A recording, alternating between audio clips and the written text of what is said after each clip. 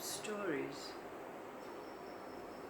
can be said that we're beginning a new inquiry. A new inquiry that starts with wholeness, not enlightenment, because light is of existence, and we've already examined that in great detail over many years with many stories. But wholeness, when the parts are in the whole, and the whole is in the parts, or when we've arrived at that state of integration of the three levels of existence, which bring a state of what is called Satchit Ananda, or existence, knowledge and bliss.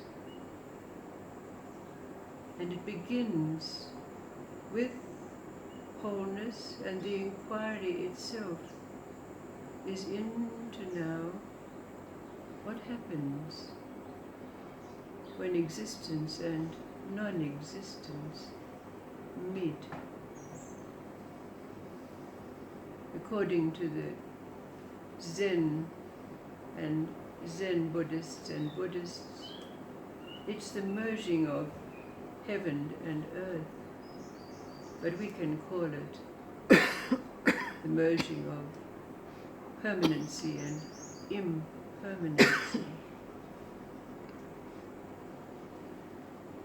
So there is a reading, and I read it because I can never remember all the bits. And it launches us into our new avenue of inquiry. And this is the Buddha on consciousness. Lord, what is meant by the world and the Dhammas? Asked Ananda. The Buddha said, Ananda, the world is the collective whole of all things subject to change and dissolution.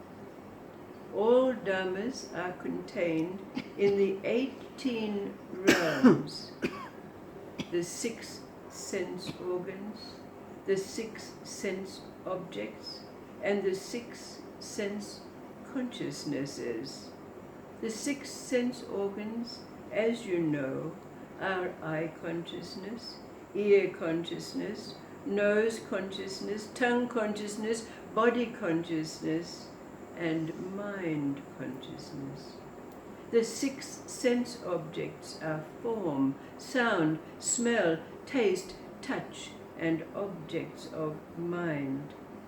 The 6 sense consciousnesses are seeing, hearing, smelling, tasting, touching, and perceiving.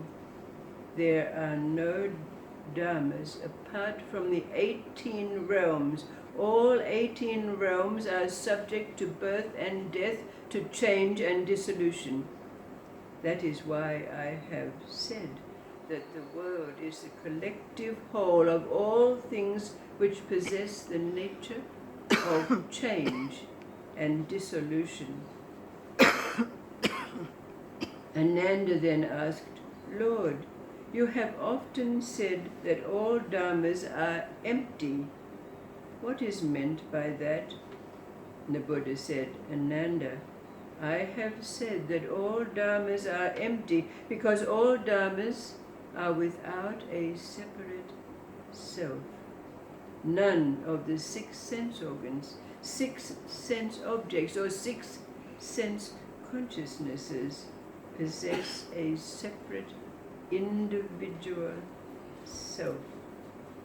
Ananda said, Lord, you have said that the 3 gates of liberation are emptiness, signlessness, and aimlessness. You have said that all Dhammas are empty. Is it because all Dhammas are subject to change and dissolution that they are also empty? Ananda, I have spoken often about emptiness and the contemplation on emptiness. The contemplation on emptiness is a wondrous meditation which can help people transcend suffering, birth and death. Ananda, full always means full of something, and empty always means empty of something.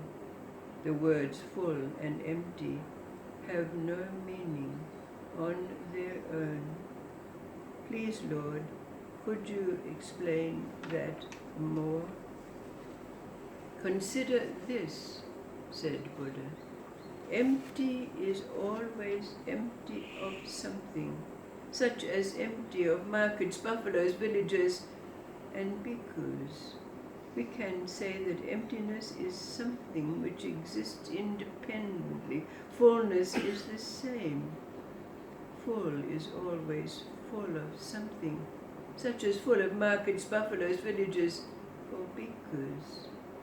Fullness is not something which exists independently.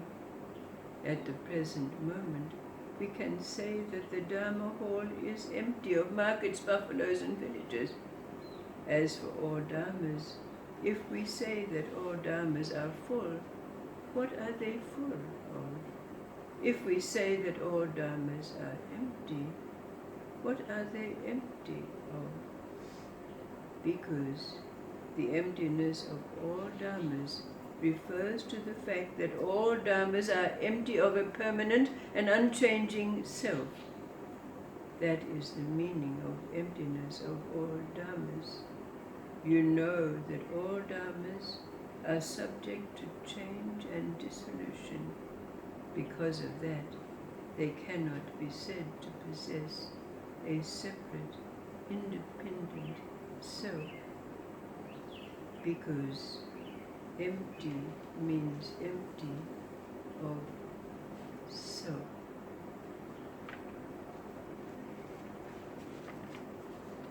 This is the beginning of our inquiry. The beginning of our inquiry, the meeting of heaven and earth. It begins with knowing who we are when the whole is in the parts and the parts are in the whole.